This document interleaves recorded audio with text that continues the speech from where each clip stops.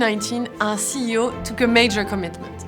He committed to getting rid of all the single-use plastics in our hotel that was guest-facing by the end of 2022. That was a huge and bold commitment.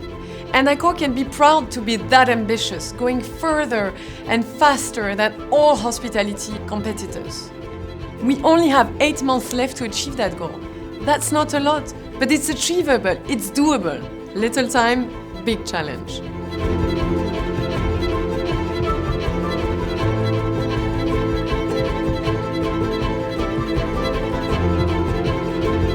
In the last months, we decided to go to action, dedicated many resources to this key ambition in marketing, communication, procurement, F&B, operations. All 1,000 Europe teams have been relentlessly working together to define our tangible, concrete action plan.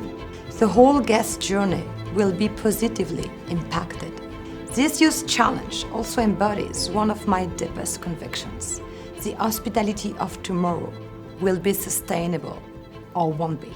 The whole procurement team is involved and we are working closely with the sustainability team. It's a very long process with a robust methodology. The whole team is dedicated to deliver operation solutions by end of 2022.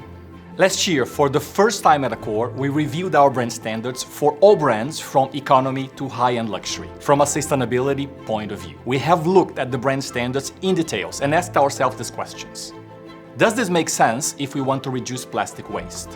What is the real value add for guests? That's thousands and thousands of standards that have been reviewed, questioned and amended, or simply deleted. Communication is key.